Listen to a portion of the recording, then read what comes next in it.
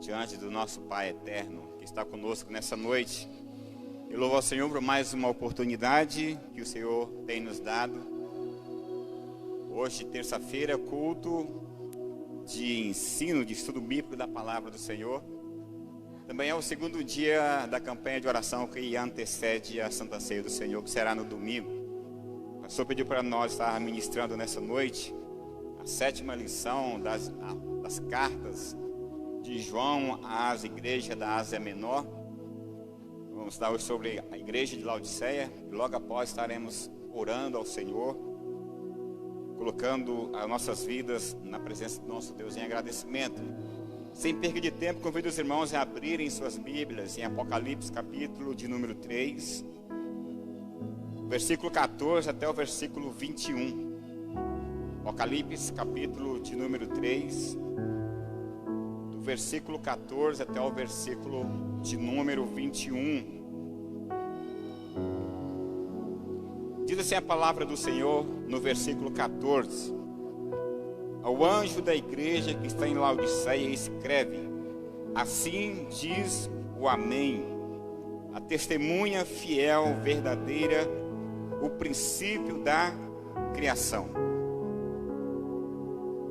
Essa passagem da igreja de Laodiceia, ela é composta por 9 versículos. E os primeiros 4 versículos é Jesus apontando o erro dessa igreja. É Jesus apontando a falha dessa igreja.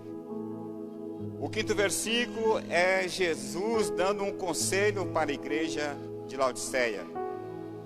E os últimos 4 versículos é a promessa de Jesus para a igreja de Laodiceia. E também é para nós nessa noite. O primeiro dos 4 versículos é Jesus apontando as nossas deficiências, é Jesus apontando as nossas negligências, é Jesus apontando os nossos medos, nossos egos, nossos egoísmos. E no meio dos 9, no versículo 5, é Jesus nos dando um conselho para nós nos dias de hoje. E os últimos 4 versículos é Jesus mostrando a sua promessa para a minha vida e para a sua vida, para a igreja do Senhor nesses dias ao qual estamos vivendo. Queridos irmãos, a igreja de Laodiceia era uma cidade muito rica mesmo, e a igreja de Laodiceia também era muito rica. Os seus membros eram ricos. Talvez ali pobres eram poucos, eram pessoas abastadas, eram pessoas de um poder aquisitivo financeiro muito grande. E essa cidade era uma cidade próspera. Eu ministrei aqui sobre a igreja de Esmirna, e lá fala que em Esmirna havia várias igrejas. E eu estudando, diz que em Laodiceia tinha apenas uma igreja. E essa cidade, ela tinha muitos pontos turísticos. Ali tinha várias fontes de águas termais, águas quentes, como temos ali perto de Cuiabá, águas mornas, onde a elite daquela cidade ia passar ali os finais de semana, naquelas fontes de águas mornas, para se deleitarem, para se relaxarem os seus corpos.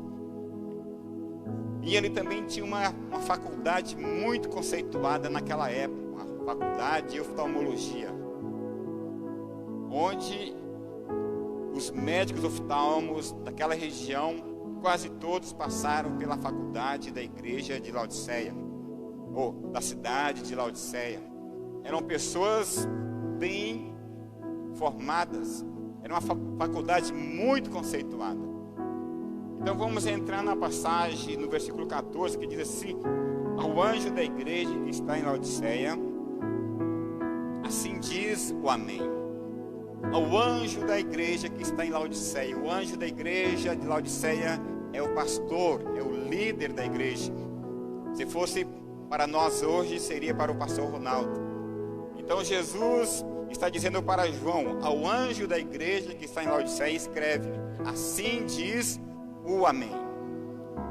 Esse Amém aqui, nós sempre, quando alguém diz, eu saúdo os irmãos com a paz do Senhor, e todos nós dizemos Amém. Quer dizer Amém, assim seja. Mas no hebraico esse Amém quer dizer o verdadeiro, Então Jesus está dizendo aqui, o verdadeiro diz. Jesus ele se apresenta dizendo, eu sou a verdade e eu sou a vida. Eu sou a verdade e eu sou a vida.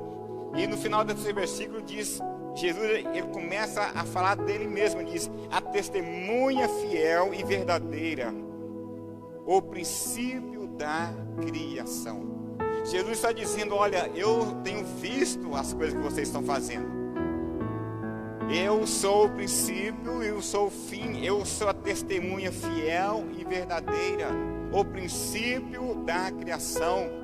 Nós olhando lá para o Evangelho de João, capítulo de número 1, os versículos 1, 2 e 3, João diz sobre Jesus, no princípio era o verbo, no princípio era o verbo que era a palavra, era Jesus.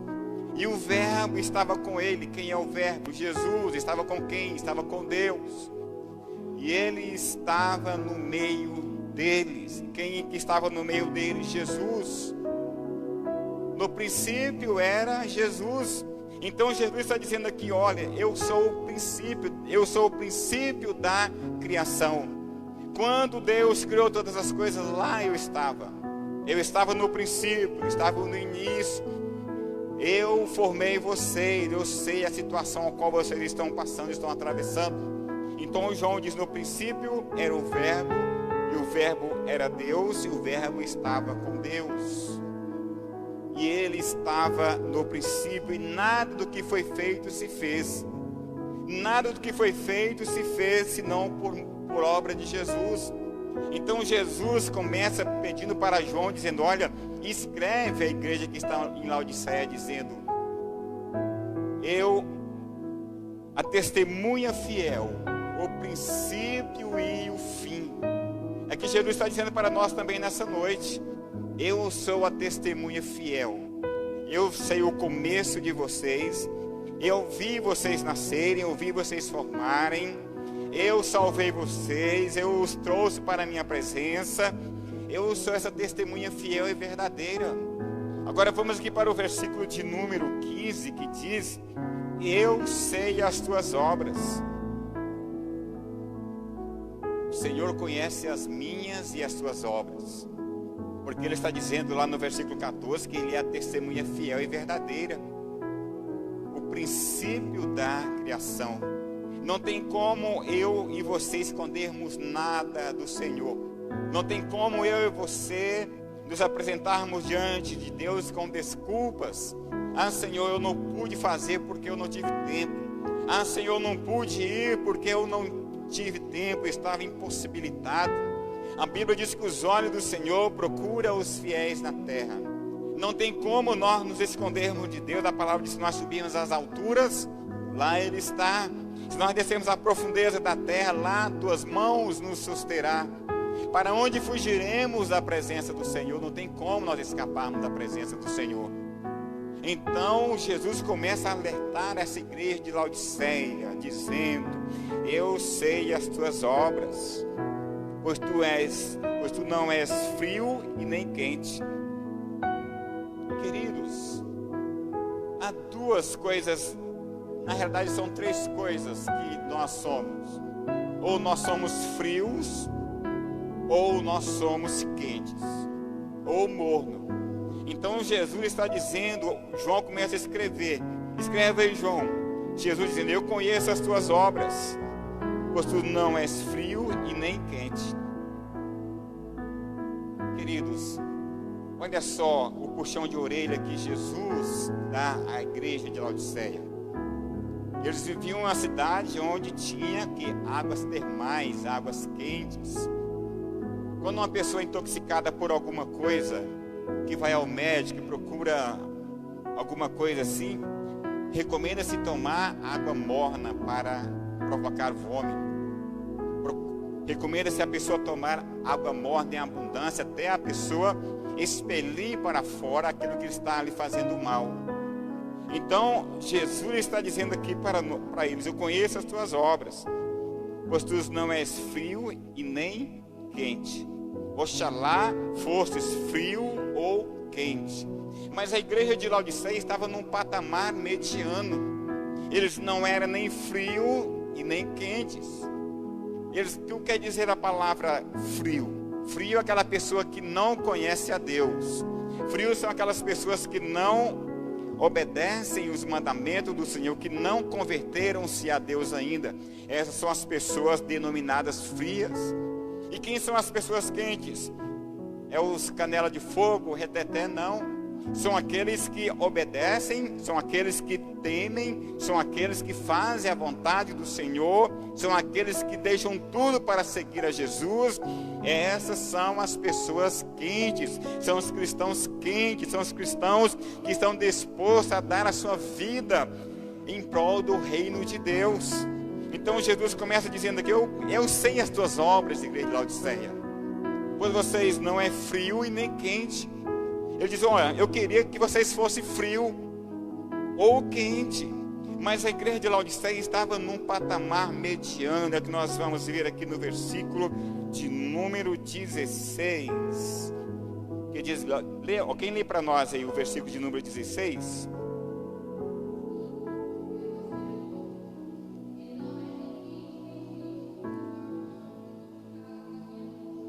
Amém? Assim, porque vocês são mornos, e nem quente e nem frio, estou a ponto de vomitar-te da minha boca. É o que eu disse, naquela cidade tinha fontes de águas termais, águas mornas, onde as pessoas iam para ali se deleitar. Era como se fosse um clube privado para a elite daquela cidade, para as pessoas ricas daquela cidade. Então eles iam para ali, se deleitavam naquelas lagoas de águas mornas, naqueles tanques de águas mornas, e eles ficavam o dia todo se relaxando. Como diz também que recomenda-se tomar água morna para provocar vômito daquilo que nós comemos e fazemos mal para a nossa vida. Lembra-se de Pedro, quando Jesus estava pregando no monte. Jesus dá uma ordem para os seus discípulos: atravessem o lago, se não me engano é de Genezaré, né? E vá para a outra margem do lago. Observe que Jesus já tinha dado uma palavra, uma autoridade, uma autorização, dizendo: vá para o outro lado do lago.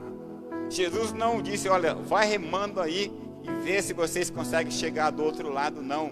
Jesus deu uma ordem diretiva: vá para o outro lado do lago. E a Bíblia diz que na metade do caminho, lá pelas 3 horas da manhã, veio sobre aquele lago uma grande tempestade, ventos fortes, ondas altas, e começaram a açoitar o barco onde estavam os 12 discípulos de Jesus, onde estavam os discípulos do Senhor. E Jesus ali do monte, ele olha e percebe a aflição dos discípulos, ele desce e vai caminhando sobre as águas até o encontro dos seus discípulos. E quando eles ali naquela angústia, eles observam aquele vulto, eles começam a exclamar: é um fantasma, é um fantasma, é um fantasma. E Jesus diz: não, acalma-te, sou eu, Jesus. E Pedro diz: Senhor, se és tu mesmo, manda-me ter contigo.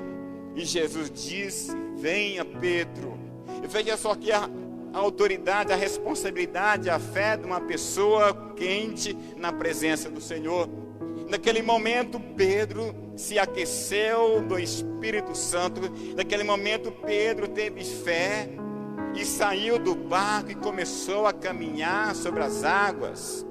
A Bíblia não fala quantos metros Pedro caminhou. Talvez caminhou 20 metros sobre as águas, talvez caminhou 100, 200 metros. A Bíblia não menciona.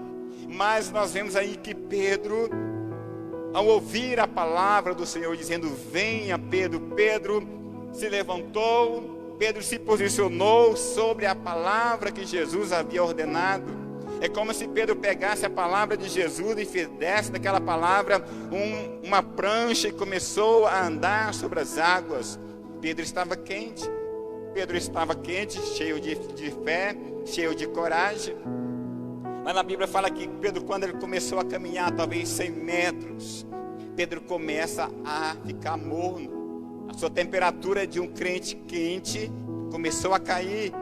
Pedro começou na sua estatura mediana, ele começou a ficar morno. E Pedro começa a olhar para as ondas, ouve o barulho dos ventos e começa a sentir medo.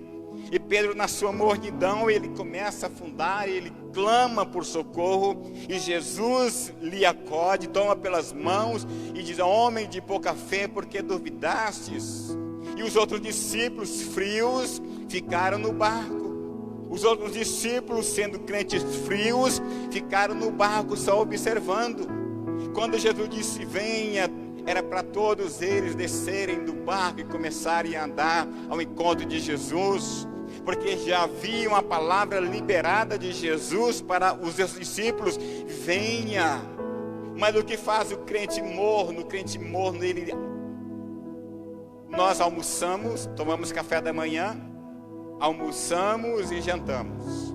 O crente, a pessoa fria, ela toma o café da manhã, ela almoça, ela janta, só que ela tributa tudo isso aí ao seu trabalho, ao esforço das suas mãos, da sua renda financeira. Essa aí é a pessoa fria. A pessoa crente é aquela que quente, aquela que toma café da manhã, almoça, janta, ela sabe que tudo aquilo ali veio de Deus. Foi Deus que providenciou para ele. Foi Deus que entregou nas suas mãos. Foi Deus que fez com que chegasse até a tua casa. Isso aí é o crente quente que Jesus queria que a igreja de Laodiceia fosse. Mas o crente morno não. O crente morno, ele acredita que aquilo que ele toma no café da manhã, que ele almoça, que ele janta, é Deus que dá. Mas só que ele não confia. Ele não confia, ele procura achar um jeitinho para tentar ajudar Deus a resolver os seus problemas. Ele crê, mas não confia. Ah não, Jesus disse que vai providenciar primeiro, eu vou dar meus pulos. Vai que isso aí demora. Então a igreja de Laodiceia estava passando por esse processo. E Jesus diz: eu sei as tuas obras. Tu não és frio nem quente. Oxalá fosse frio ou quente. Assim também és morno, e por não ser frio ou quente, vomitar-te-ei da minha boca. Por favor, leia o versículo de número 17 para nós aí, por favor.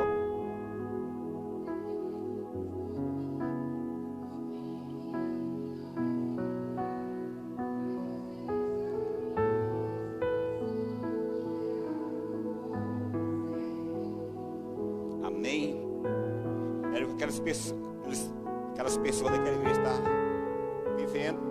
De fato, de verdade, eles eram ricos de verdade. Olha só o que Jesus diz: e vocês dizem, quem são vocês? Os membros da igreja de Laodiceia. Aqueles membros olhavam para si e diziam: eu sou rico, eu estou enriquecido, de nada eu tenho falta. Nada falta na minha casa, nada falta na minha empresa, nada falta na minha fazenda, eu estou aqui.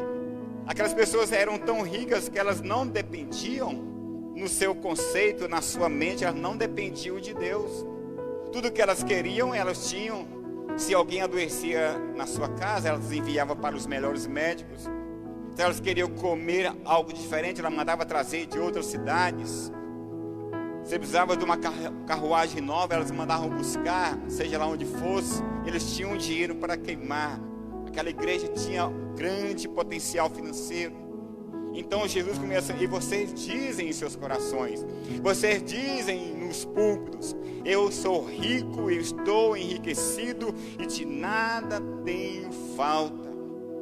Mas olha só o puxão de orelha que Jesus dá para aquela igreja: e não sabe vocês que sois desgraçados, miseráveis, pobres, cegos e nus?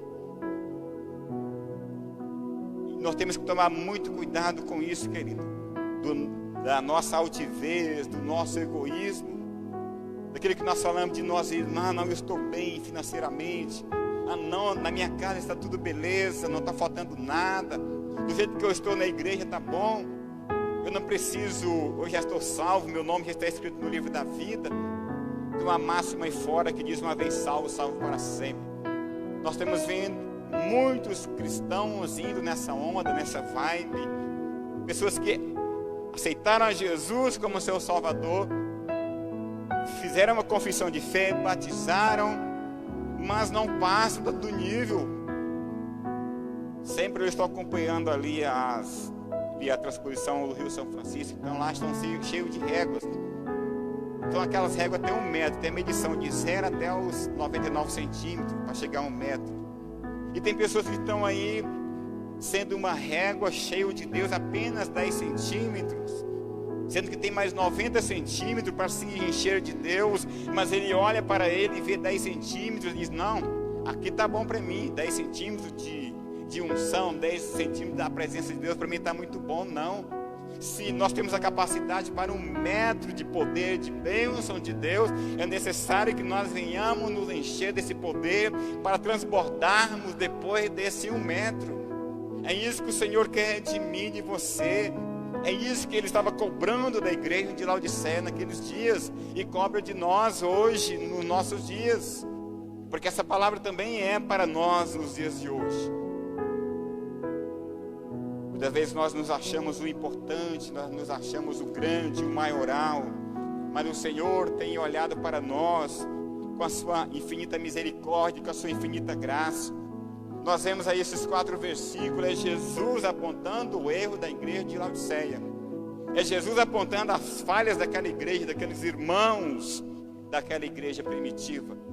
E agora aqui no versículo de número 18, há um conselho maravilhoso de Jesus para mim e para você. Jesus, nos 4 versículos passados, ele puxa a orelha daquela igreja. Agora aqui no versículo de número 18, Jesus dá um conselho para a igreja de Laodiceia. E esse conselho tem que tomar para mim como exemplo na minha vida. Eu tenho que tomar para mim como exemplo na minha vida com Cristo. Nós devemos, como igreja do Senhor, tomar esses exemplos para nós nos dias de hoje. Olha só o que Jesus diz aqui: aconselho-te que de mim compres ouro provado no fogo, e compras também vestidos brancos, para que vista e cubra a vossa nudez. E cubra a vossa nudez, e unjas os vossos olhos com azeite, para que vejas. Amém? Querido, há um conselho de Jesus para aquela igreja. Aquela igreja ainda não estava perdida. Jesus se importava com ela. Mesmo eles nos seus egoísmos, no seu egocentrismo, mesmo Jesus puxando a orelha daquelas pessoas, Jesus apresenta aqui agora dando um conselho, diz: olha, eu aconselho-te que de mim compres ouro provado no fogo, e compras também vestidos brancos, para que vistam e cubra a sua nudez, e unja os seus olhos com óleo, para que vejas. Aqueles irmãos estavam preocupados em primeiro enriquecer-se. O que tinham a fazenda, o desejo era comprar mais uma para fazer 2. O que tinha aí uma junta de camelo, o desejo dele era comprar mais outra para fazer 2 juntas de camelos. O que tinha aí 100 éguas, 100 cavalos, a sua preocupação era comprar mais 100 cavalos, 100 éguas, para formarem uma tropa maior, para se apresentarem diante da sociedade. Então Jesus está dizendo: olha, aconselho-te que de mim compres ouro provado no fogo. Não é que Jesus é um mercador de ouro, não. É porque o ouro simboliza a pureza. O ouro simboliza o brilho do Senhor nas nossas vidas. O ouro representa a resistência que eu e você temos na presença do nosso Deus. Temos essa resistência poderosa diante das lutas, diante das adversidades, diante da investida de Satanás. Nós somos resistentes. Então Jesus está dizendo: aconselho que de mim compres ouro provado no fogo, e compres também vestidos brancos, para que vistam e cubra a sua nudez. Ele está dizendo: olha, não adianta vocês comprarem roupas caras nas grifes das lojas da cidade de Laodiceia para se apresentarem nos cultos à noite. Não é isso que eu quero. Não adianta vocês comprarem sapatos caríssimos para se apresentarem nas igrejas à noite, comprarem carros novos para se apresentarem na sociedade. Mas Deus está dizendo: comprem vestidos brancos, para que vistam e cubram a sua nudez. O vestido branco aqui significa santidade. O vestido branco aqui significa humildade. O vestido branco aqui significa sede, fome da presença de Deus na vida do homem e da mulher. Então Jesus está dizendo, olha, vocês aí comprem vestidos brancos e vistam para que cubram a sua nudez. Lembra-se que eu disse lá que naquela cidade tinha uma grande faculdade de oftalmologia, onde os melhores oftalmos foram criados, foram formados naquela faculdade. Ali eram muitas pessoas que iam para aquele lugar, para Laodiceia, para se tratarem das vistas. As pessoas estavam ficando cegas, corriam para lá, porque lá tinha bons médicos. E os médicos eram especialistas em tratarem as pessoas. As pessoas chegavam ali com as cegas, voltavam para sua casa depois do tratamento enxergando. Então Jesus está dizendo aqui no final, ó, e compre e unja os vossos olhos com óleo para que vejas. Não adianta vocês se preocuparem. A formação teológica, a formação acadêmica é boa, é importante, mas ela não é tudo das nossas vidas. Então Jesus está dizendo aqui, olha, unja também os vossos olhos com azeite para que vejam, para que vocês vejam. Queridos e amados irmãos do Senhor, os nossos olhos com o tempo, quando nós somos quentes, nossos olhos enxergam além daquilo que os nossos olhos veem. Quando nós estamos cheios da presença de Deus, os nossos olhos enxergam além das lutas, os nossos olhos enxergam para além das dificuldades, os nossos olhos veem a vitória antes mesmo dela chegar. Então Jesus está recomendando aqui, olha, unja os vossos olhos com óleo para que vejam, para que vocês vejam, abram os seus olhos. É um conselho que Jesus estava dando para a igreja de Laodiceia naqueles tempos, e é o conselho que está dando para mim e para você nessa noite. Unja os vossos olhos com óleo para que vejas. Quando as pessoas, porém, cegam espiritualmente, a vitória está na sua frente, a conquista está a 1 metro dela, ela não consegue ver, porque ela já teve um tempo quente na presença do Senhor, ela já teve um tempo na sua fé no nível máximo, mas com o passar do tempo na caminhada, no pelejar, no dia a dia, ele foi se esfriando, e agora ele não consegue ver quase nada, vê tudo nublado. São pessoas que não confiam mais, que não acreditam mais naquilo que são pregados, que são ministrados na casa do Senhor. Elas leem a palavra do Senhor, mas não obedecem, não entendem, não compreendem o que a palavra está dizendo para nós. Quantas pessoas aí que não passam daquele nível que eu já disse, pessoas que fazem coisas erradas e continuam fazendo, pessoas que fazem coisas erradas, depois vêm aqui dar uma oferta grande na igreja, como se a oferta que ele deu fosse apagar todo o seu pecado. Não, porque quem perdoa o pecado não é a minha oferta voluntária, quem perdoa o pecado não são os meus dízimos, não são a minha ação voluntária na igreja. Quem perdoa o pecado é o sangue de Jesus, que foi vertido na cruz do Calvário. Ele tem o poder de me purificar de todos os meus pecados. Então Jesus está dizendo, unja os vossos olhos com óleo para que vejas. Unja os vossos olhos com óleo para que vejas. Hoje eu estava estudando essa lição, eu chorei, como diz aquele cara da Praça é Nossa, chorei largado. Querido, é aquilo que Jesus está falando conosco. Nós vemos aqui que a primeira coisa, ele aponta o pecado. A segunda coisa, ele dá um conselho. Agora nós vamos aqui ver aqui 4 promessas de Deus maravilhosas para a minha vida, para a sua vida, para cada um de nós. Ele nos aconselha e agora ele nos faz 4 promessas. Olha só o que está aqui no versículo de número 19. 19, né? Eu castigo e repreendo a todos quanto amo. Sê zeloso e arrependa-te. Eu castigo e repreendo a todos quanto amo. Sê zeloso e arrependa-te. Muitas vezes nós somos provados na nossa vida, na nossa caminhada. Vai tudo bem na nossa vida, vai tudo bem na nossa casa. E na curva do amanhã, nós somos surpreendidos por uma provação. Nós somos surpreendidos por uma situação a qual nós não estávamos esperando. Nós somos surpreendidos por uma dificuldade, uma luta tamanha, que até os amigos mais próximos se afastam de nós. E nós questionamos a Deus: Senhor, por quê? Eu era tão conhecido no meu trabalho, eu era tão conhecido na faculdade, eu era tão conhecido na escola. Todas as festas que tinham, as pessoas me convidavam porque eu alegrava o ambiente.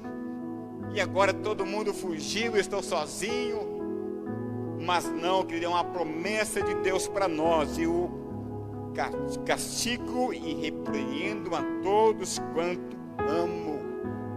Se estamos passando por luta, é o amor de Deus sendo derramado na minha vida e na tua vida. Estamos passando por dificuldade, é o amor de Deus entrando na minha vida, na minha casa, na minha família. Se estou passando por um grande problema, é o Senhor zelando, tratando comigo e com você, porque Ele nos ama. Ser zeloso é a segunda coisa que Ele pede para mim e para você. Ser zeloso na minha obra. Faça o máximo que você puder. Não faça de qualquer maneira, não faça de qualquer jeito. Porque quando eu carreguei aquela cruz pelas ruas de Jerusalém, eu fui zeloso, eu não blasfemei no caminho, eu não xinguei no caminho, eu não amaldiçoei no caminho, mas eu fui zeloso até a morte, e morte de cruz. Ser zeloso na minha obra é que Jesus estava mandando João escrever para a igreja de Laodiceia, porque aquela igreja era tão rica que ela fazia uma obra de qualquer forma. Precisamos construir uma escola ali. Um chegava, dava 100 mil reais na moeda de hoje. Outro chegava, dava 500 mil reais. E chegava outro: falta quanto ainda? Falta 100 mil. Não vou dar não. 100 mil vocês se viram aí. Isso aí é desdeixo com a obra do Senhor. Ele estava dizendo: ser, pois, zeloso e arrependa-te. Arrependa-te enquanto há tempo. Arrependa-te enquanto há tempo. O dia do arrependimento é hoje, é agora. Pois a palavra disse: hoje ouvirdes a voz do Senhor, não endureçais os vossos corações, porque o amanhã não nos pertence. Aliás, o próximo segundo das nossas vidas não nos pertence. Pertence a Deus, porque a nossa vida está em Deus, a nossa vida está em Jesus, a nossa vida está guardada nas mãos do Senhor, nosso Deus. Leia para nós o versículo de número 20, por favor.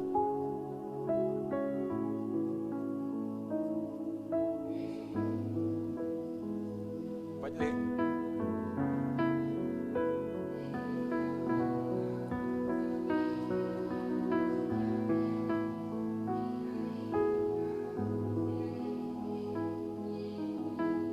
Amém. Olha só que promessa maravilhosa. Jesus dando para aquela igreja egoísta, aquela igreja egocentrista, aquela igreja que só pensava em si, aquela igreja que fazia a obra de Deus de qualquer forma, de qualquer maneira. Jesus muito bem poderia chegar ali e descer a lenha. Olha, vocês estão fazendo relaxadamente, eu não quero nada mais com vocês. Vocês, por serem ricos, vocês estão fazendo a minha obra de qualquer forma. Eu não estou nem aí para vocês, eu vou virar as costas para vocês. Mas olha que promessa maravilhosa: eis que eu estou à porta e bato.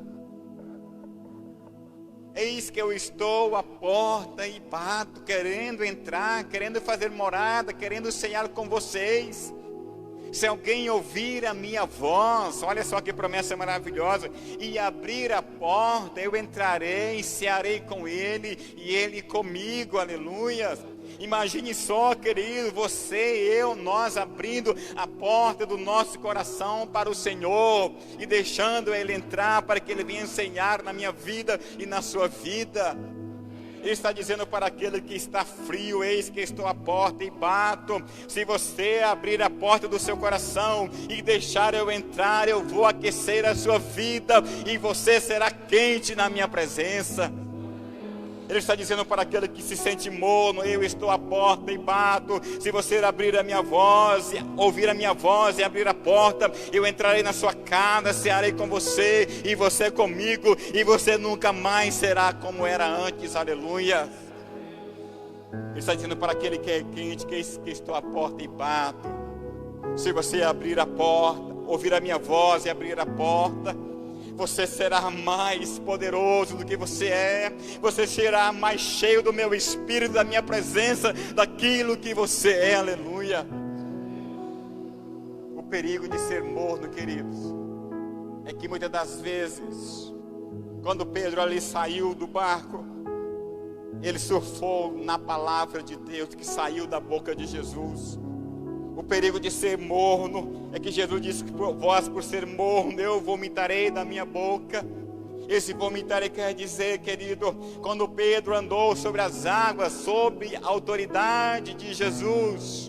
Eu, uma pessoa morna, uma pessoa que leva as coisas do Senhor de qualquer forma, quando eu delegar uma palavra, uma autoridade, não vai acontecer nada. Eu vou dizer para alguém, em nome de Jesus, levanta. Não vai acontecer nada, sabe por quê? Porque eu estou morto e Jesus já me vomitou da sua boca. E a palavra que saiu da boca de Jesus, não vai surtir efeito nenhum na minha vida e na vida daquele ao qual deleguei uma autoridade. Por quê? Porque eu já sou um vômito de Jesus. Eu já saí da boca de Jesus como um vômito, como morto. Então tudo aquilo que eu disser, que eu delegar sobre a autoridade do nome de Jesus, não terá efeito nenhum. Servirá apenas como vergonha para mim diante da sociedade. Por ser morno, vou me dar cheio da minha boca. Versículo de número 21, leia para nós, Eduardo.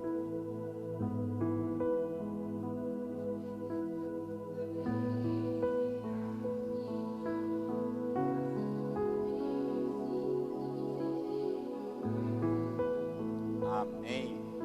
Ao que vencer, lhe concederei que se assente comigo no meu trono, como eu venci e me assentei com meu Pai no seu trono. Olha só que promessa maravilhosa para aquela igreja totalmente errada, aquela igreja totalmente egoísta.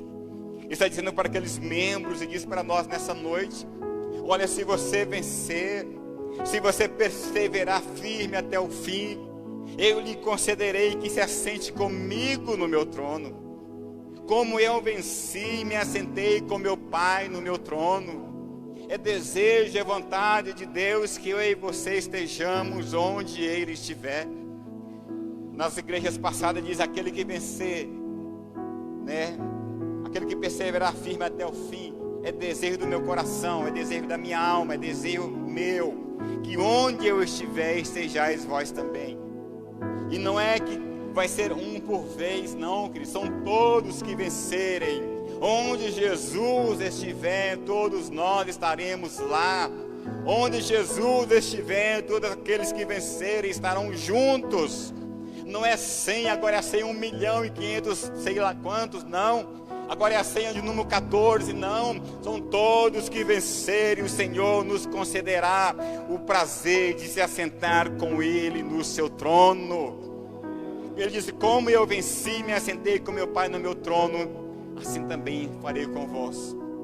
E no versículo 22 ele diz: quem tem ouvidos para ouvir, ouça o que o Espírito diz à igreja. Quem tem ouvidos para ouvir, ouça o que o Espírito diz à igreja. Seu Espírito Santo falou com você nessa noite, querido. Ouça o que o Espírito falou a você nessa noite. Comigo falou muito quando eu estava estudando esse texto. O Espírito Santo falou muito ao meu coração.